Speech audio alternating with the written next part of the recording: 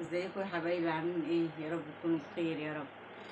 قبل ما ابدا اقول اللهم صل وسلم على سيدنا محمد، واقول لكم اعملوا بقى لايك واشتراك، ويعني اشتركوا معايا عشان القناه تكبر.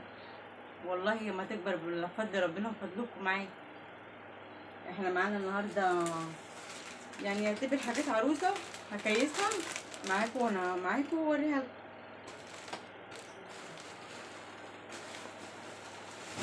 عشان انا بقول لكم يعني ايه اللي عايز مفارش عرايس معاكم. ده طقم السرير اللي احنا عملنا منه كذا مره، ده قشر السمك اللي كله بيسالني عليه. بس انا ايه يعني قلت لهم ان شاء الله ان انا هعمل واحد معاهم وانا بعمله عشان يتفرجوا عليه ويشوفوه.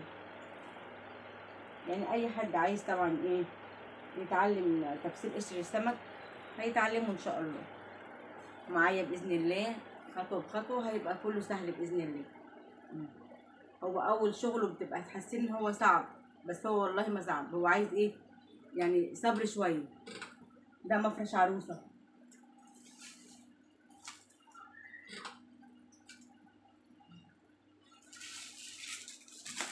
هنحطه في كيسه عشان خاطر ايه العروسه هتستلم ايه حاجتها يعني.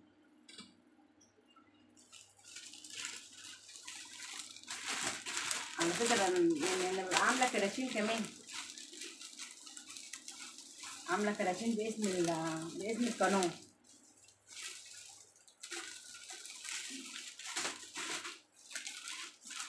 والله جميل جميل، هو اصلا التصوير ظلمه بس هو في الحقيقه جميل جدا.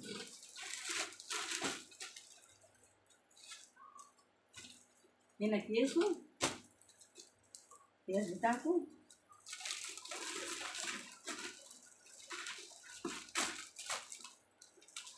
وهنا الخداديات. انا عشان كويها مش عايزه ايه افردها، بس هي في منتهى الجمال.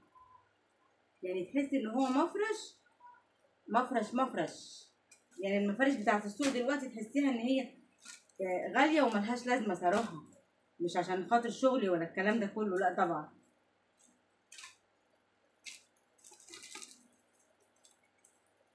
بس انا بدي كل حاجه حقها. انا كذا مره اقول لكم برضو في كل فيديو بقوله، يعني اذا كان على التيك توك او اليوتيوب بقول لكم انا بدي كل حاجه حقها، مع ان انا بتعب فيها. يعني مش هكدب واقول انا ما بتعبش، لا انا بتعب، بس يعني كل واحد بيعمل حاجه كويسه بيديها حقها، خلاص مش مستاهل بقى ايه ان انا تعبت عشان خاطر انا حاجه عايزها ان اتعب فيها اطلع لها مجهود جميل. يعني تطلع قدامي الناس كلها تتكلم عليها. وانا بحب من نوعيه من اللي بحب شغلي يعني ايه يبقى ظاهر اهو. وطبعا انا عندي كراتين اهيت،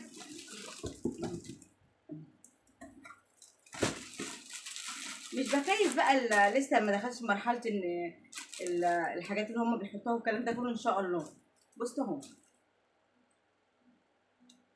كنت عامله 500 علبه خلصت.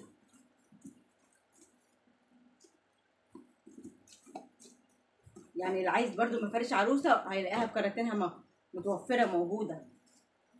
ادي فلوسنا ايه من الحاجات دي. عندي بقى طقم ايه تسريحه، ده كومودينو. التسريحه دي بالساري عليها الورد الفرعوني وجميله. عشان انا بقول لكم عشان تعرفوا ان انا عندي ولاء لبلدي، بحب الورد الفرعوني.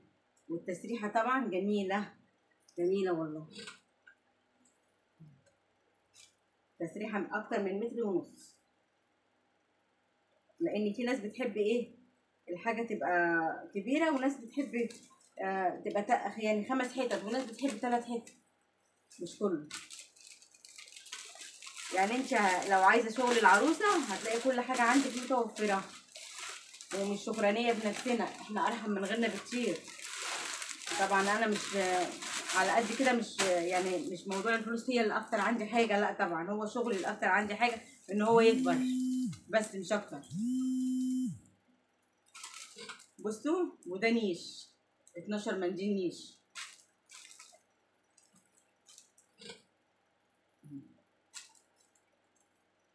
طبعا النيش ده مش، انا عندي نيش انواع، نيش بالفرو ونيش بالكلفه، نيش بالدوبير، كل انواعه يعني، مش نوع واحد.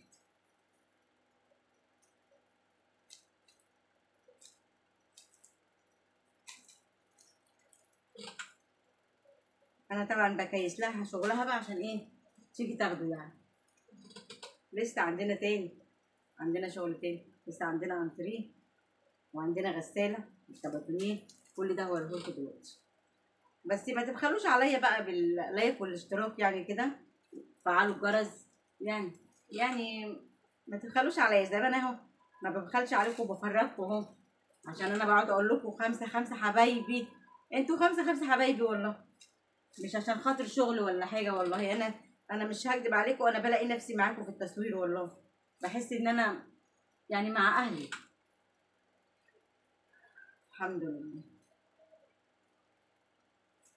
انا بعشق حاجه اسمها شغلي والله العظيم. انا على قد المكنه ما بتتعبني، بس ارجع تاني اقول هي نعمه ربنا خلقها للواحد اللي جوزها ميت، واحده اللي جوزها ميت، او اللي بتربي عيالها، او اللي حالتها الماديه تعبانه كده يعني. هي نعمه والله، نعمه. ادي كده اهو النيش،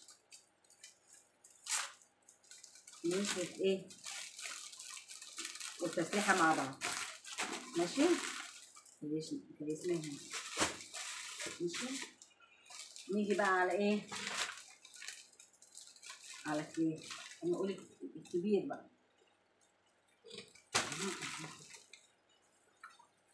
ده انتريه،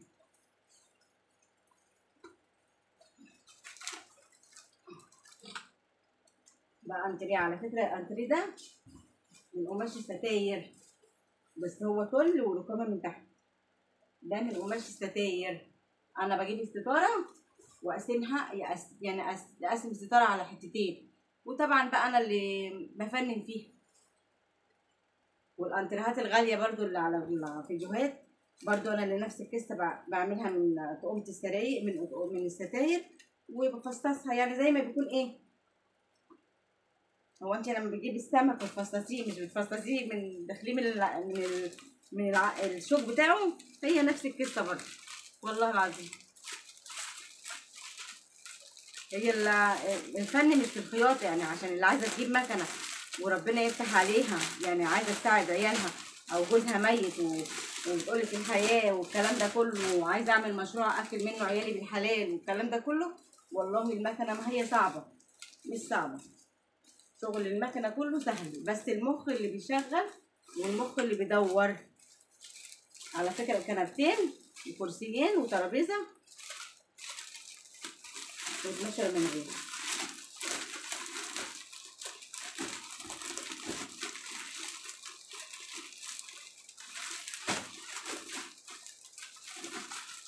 هنا بيبقى الكيس عندنا صعب قوي ايه ان هو يبقى الطقم كبير عليه، وده الكراسي.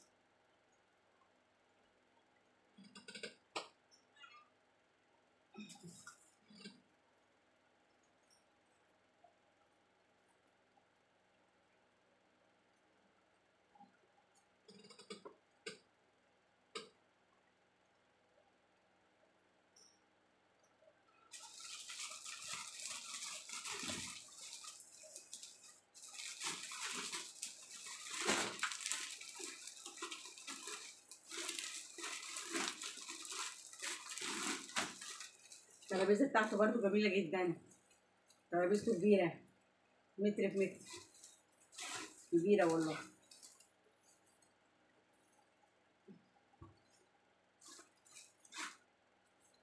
يعني انا اللي عايزه اعرفهولك ان انت ممكن تقدري تعملي كل حاجه وانت عايزاها، مش صعبه. طالما بتحبي المكنه فمش صعبه عندك اي حاجه تعمليها للمكنه. بالعكس، انا بقالي كام سنه شغاله، بقالي مده كبيره قوي شغاله في المنديل اهو. بقالي بتاع يعني 13 سنه شغاله، من قبل جوزي ما يتوفى، يعني انا جوزي متوفى بقاله 7 سنين. كنت واخداها زي ايه، حبا، كنت نفسي اجيب مكنه وخلاص، وان انا اقعد اعمل عليها اي حاجه اي حاجه. ف زي ما بيقولوا ربنا بيبقى حايشلك حاجه لحاجه تانية. ينفعتني حاليا دلوقتي اني تربيت عيالي ومشروع اكل بعيالي بالحلال بالحلال، وحياتي الدنيا حلوه الحمد لله. هي صح الدنيا غاليه والحاجه غاليه، بس ارجع تاني اقول ايه، ان احنا احسن من غيرنا بكتير. اهم حاجه ان البلد ما فيهاش حروب وما فيهاش حاجه وحشه وما فيهاش، يعني زي ما احنا بنشوف في الدول التانية. الحمد لله، نحمد ربنا على كل شيء.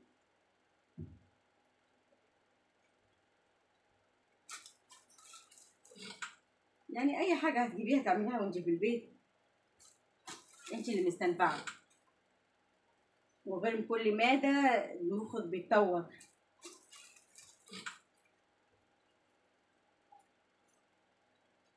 كل مادة مخك بيتطور ان انت تعملي حاجة احسن من اللي قبلها، فاهميني؟ فكل حاجة سبحان الله ربنا مشخصها ليومها يعني.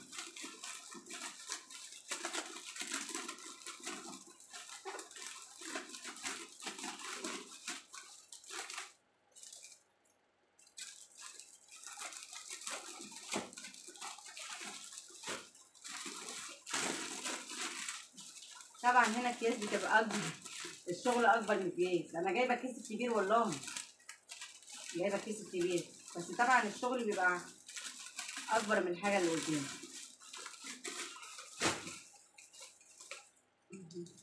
قفلته وفتح تاني. هنا بقى ايه،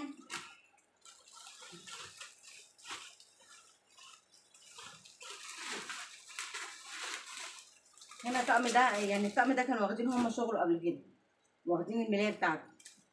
الوسط الاحمر جميل قوي في شغله ده. خليه اخر حاجه عشان ايه، احطه مع المخدات. دي بقى اللي امبارح انا عملتها، كانت جميله وعملتها احلى ما عملتها كل مره. سبحان الله، هي حظ البيت دي حلو. سبحان الله، بصوا عامله زي فستان العروسه. بصوا اول مره اعمل غساله وابقى احسها جميله جدا، احسها جميله يعني من كل ناحيه اهي. والطل بتاعها واخد 10 متر الدوران بتاعه، ما شاء الله عليها جميله. واحنا ميزتنا ان احنا بنبطن الكباتونيل، يعني المحلات والمصانع ما بيعملوش كده، بيمشوا الكباتونيل كده من غير ما يكون متبطن. لا احنا بنبطن الكباتونيل. يعني انت اي عايزه تعملي اي غساله، كباتونيل، تكييف، اي حاجه، الفرن كله، هتنزلي المسك هتلاقي الكرتونيل كله متوفر تحت، وكل حاجته متوفره.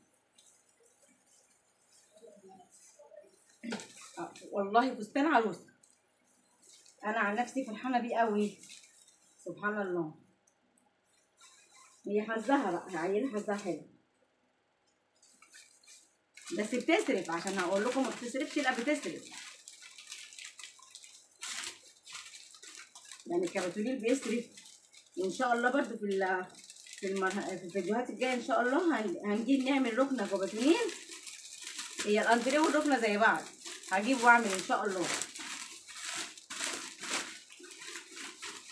هجيب ان شاء الله واعمل ركنه. هنحط هنا دول معاهم عشان ايه مفهومش مكان.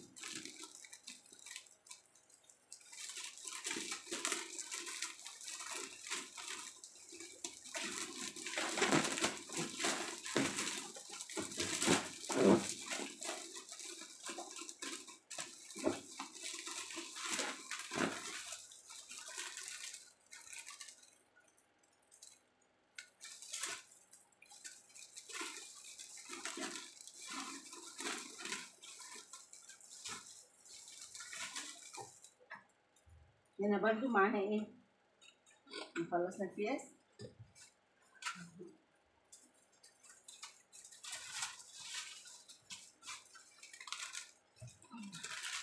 طبعا هي الركنه عامله الانتريه عاملين له فرش. طبعا هي عايزين ايه دلوقتي، اللي شغال دلوقتي في السوق ايه، ان انت تجيب كل مخده شكل. دي مخدات قشر السمك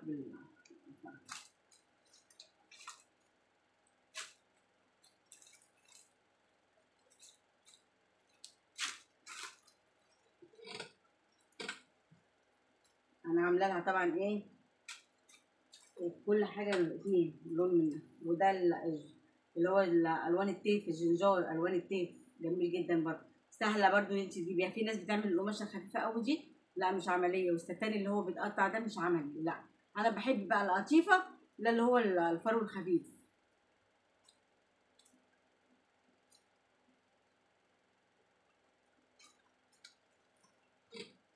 ده جنجار فضي جميل قوي، بس برضه الجنجار الفضي ده جميل قوي. ده عامله منها فينيش.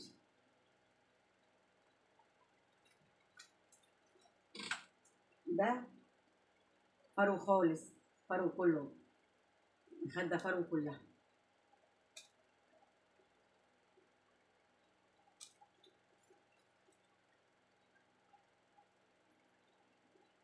عايزه اقول لكم بقى ايه، يعني عايزه اعرفكم ان مش شغل المكنه مش متعب، هو متعب بس في حالات لما تكون ايه الشغل بيبقى كتير، زي ما انا بحب احط له شغل كتير كذلك بتعبني.